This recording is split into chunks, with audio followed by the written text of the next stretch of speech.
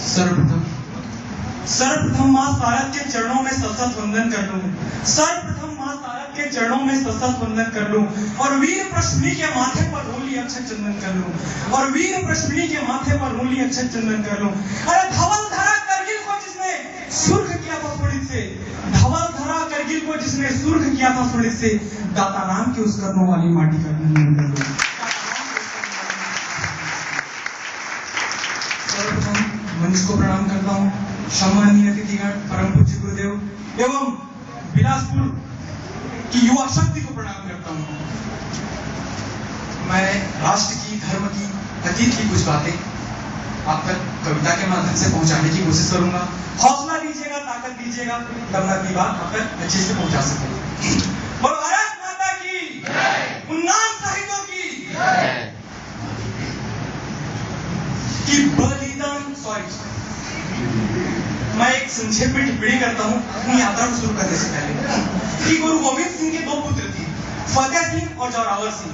जब इन दोनों को दीवार में जिंदा किया जा रहा था, तब फतेह सिंह के एक आंख का आंसू जोरावर सिंह के कंधे पर जा टपका। तब फतेह सिंह की आंख में आंसू देखकर जोरावर सिंह कहता है कि बड़े भाई, जब राष्ट्र के लिए, धर्म के लिए शहादत का वक्त है, तब मैं आपके आंख में आंसू देख रहा हूँ, गुरु गोविंद सिंह की औलाद के आंख में आंसू, ये मैं क्या देख रहा हूँ। तब फतेह सिंह का जवाब होता है कि छोटे भाई, मेरे आंख में आंसू तब नहीं आया, मेरे आंख में आंसू तब नहीं आया जब ये फैसला किया गया कि हम दोनों को दीवार में जिंदा जीना जाना है। मेरे आंख में आंसू तब भी नहीं आया जब तुम्हारे घुटनों तक दीवार आ चुकी थी और वहां ईंट नहीं लग पा रहे थे, तो ईंट के बजाय तुम्हारे घुटनों को छीना जा रहा था। लेकिन अब दीवार कंधे तक आ चुकी है। जबकि इस मातृभूमि पे पहले मैंने कदम रखा है, इस मातृभूमि में पहले मैंने सांस लिया है, तो यह अधिकार भी मेरा बनता है कि तुम अपनी आंखों से मेरी शहादत को देखते, तुम अपनी आंखों से मेरी शहादत को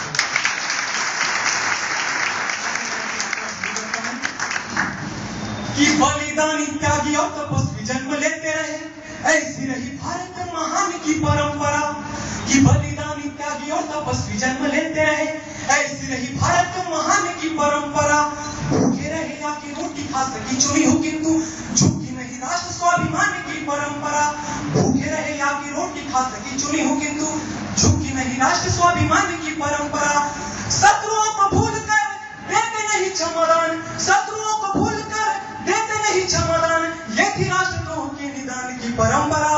और दो तो युद्ध में शहीद तो चुने गए दीवार, टूटने नहीं दी बलिदान की परंपरा, टूटने नहीं दी बलिदान की परंपरा। और जीते जी यहाँ पे इतिहास गढ़ते हैं और मर कर अमर कहानी बन जाते हैं। जीते जी यहाँ पे इतिहास गढ़ते हैं और मर कर अमर कहानी बन जाते हैं। इस भूमि पे दधीच देहू की सुरक्षा हेतु हड्डियों को देके महादानी बन जाते हैं। इस भूमि पे दधीच देहू की सुरक्षा हेतु हड्डियों को देके महादानी बन जाते हैं। भारत की माटी ही विलक्षण है जैसे चाट, भारत की माटी ही विलक्षण है जैसे चाट, कान्हा खुद ईश्वर के मानी बन जाते हैं। और ये युवा लोग बैठे हैं, एक पंक्ति पढ़ रहा हूं, अगर ऊर्जा पैदा होती है तो दोनों हाथ उठाकर समर्थन दीजिएगा। भारत की माटी ही विलक्षण है जैसे चाट, कान्हा खुद ईश्वर के मानी बन जाते हैं। उठाओ से ज्ञानी यहाँ मूर्ख बन जाते हैं, कालिदास से जैसे मूर्ख ज्ञानी बन जाते, उठाओ से ज्ञानी यहाँ मूर्ख बन जाते और कालिदास से जैसे मूर्ख ज्ञानी बन जाते हैं। पिछले दिनों हमारे दो सैनिकों के सिर काट लिए गए, उसकी माँ ने 5 दिन का अनशन रखा।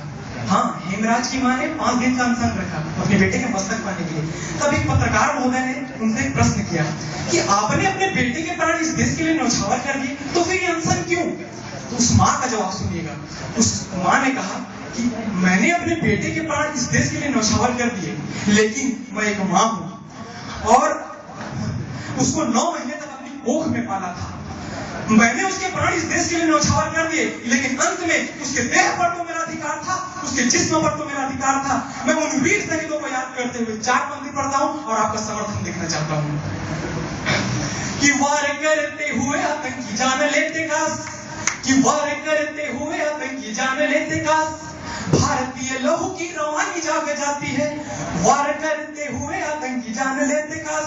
भारतीय लहू की रवानी जाग जाती है, आतरू जो मातृभूमि पे चढ़ाने शीश, क्रांतिकारियों के शौर्य की कहानी जाग जाती है, आतरू जो मातृभूमि पे चढ़ाने शीश, क्रांतिकारियों के शौर्य की कहानी जाग जाती है। यदि भारतीय अस्मिता पे आंचें आने लगे, यदि भारतीय अस्मिता पे आंचें आने लगे, पौरुष की आन स्वाभिमानी जाग जाती है। शत्रु हो समक्ष, शत्रु हो समक्ष, युद्ध कौशल में दक्ष, तब सैनिकों के वक्ष में भवानी जाग जाती है। भारत माता के।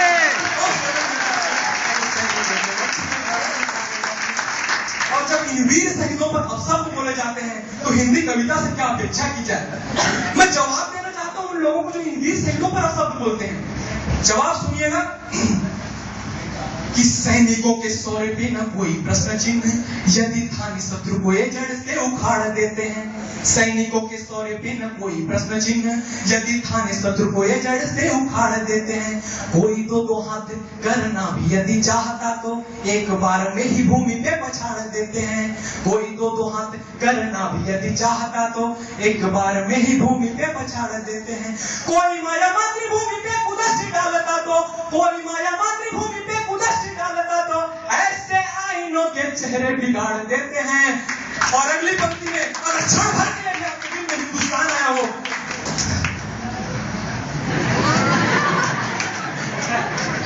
कोई माया मातृभूमि पे कुदृष्टि डालता तो ऐसे आईनों के चेहरे बिगाड़ देते हैं।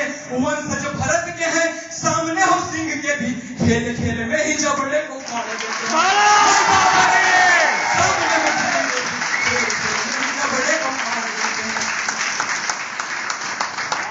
ये उत्सव महोत्सव क्यों मना पाते हैं, उसका भी जवाब है मेरे पास। 4 पंक्ति पढ़ता हूं और आपका समर्थन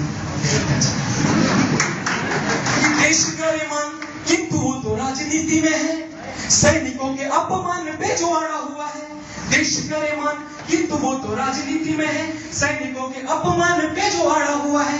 कितना भ्रमित है वो ये भी नहीं जानता, भारत तो बलिदानों से ही बड़ा हुआ है। कितना भ्रमित है वो ये भी नहीं जानता, भारत तो बलिदानों से ही बड़ा हुआ है। स्वाभिमान जिंदा है हमारा क्योंकि भारतीय के, स्वाभिमान जिंदा है हमारा क्योंकि भारतीय के, मस्तक पे वीर स्वाभिमानी जड़ा हुआ है। खुश हो मनाते पर्व क्योंकि हम जानते हैं, रक्षा हेतु सीमा पे जवान खड़ा हुआ है। खुश हो मनाते पर्व क्योंकि हम जानते हैं, रक्षा हेतु सीमा पे जवान खड़ा हुआ है। महात्मा गांधी जी ने देश को स्वतंत्र कराने के लिए अपना एक महत्वपूर्ण योगदान दिया।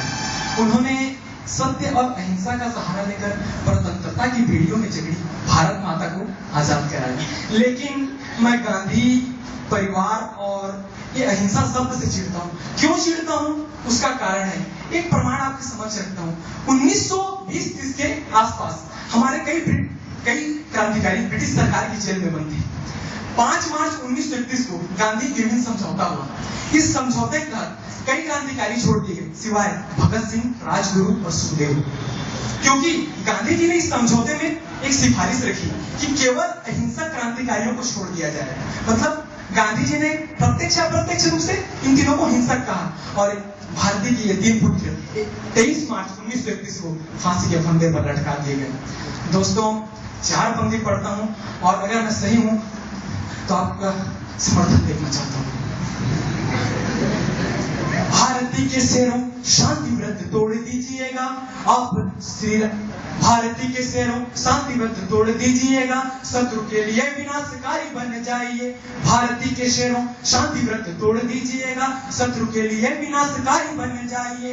बाली दूसरों का हक छीनने की ताक में है, आप श्री राम से शिकारी बन जाइए। बाली दूसरों का हक छीनने की ताक में है, आप श्री राम से शिकारी बन जाइए। गांधी के अहिंसावादी मूल्य मानिएगा किंतु, गांधी के अहिंसावादी मूल्य मानिएगा किंतु बोस जैसे क्रांति के पुजारी बन जाइए।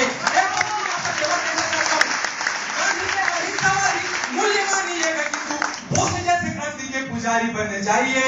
देश को है श्याम आज बांसुरी की चाह नहीं, वक्त चाहता है चक्रधारी बन जाइए।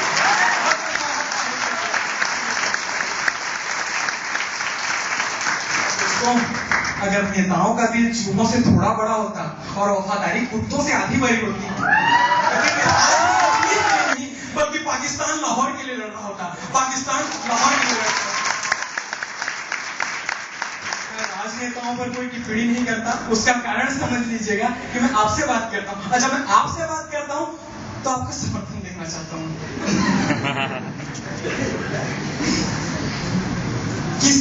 किसी अंधे को जो यदि रेबड़ियां सौंप दोगे, किसी अंधे को जो यदि रेबड़ियां सौंप दोगे, अपनों में बांटने की आदत न जाएगी। किसी अंधे को जो यदि रेबड़ियां सौंप दोगे, अपनों में बांटने की आदत न जाएगी। जिसने कभी भी शास्त्र ज्ञान प्राप्त ना किया हो, बकवास छाटने की आदत न जाएगी। जिसने कभी भी शास्त्र ज्ञान प्राप्त ना किया हो, बकवास छाटने की आदत न जाएगी। बचपन से ही झूठ बोलना जो सीखा, बचपन से ही झूठ बोलना जो सीखा, हर बात को नाटने की आदत न जाएगी। अब एक इस देश का तेवर क्या है? बचपन से ही झूठ बोलना जो सीखा, हर बात को नाटने की आदत न जाएगी। और कितने ही भोग आप कुत्तों को लगाएं, पर झूठन को चाटने की आदत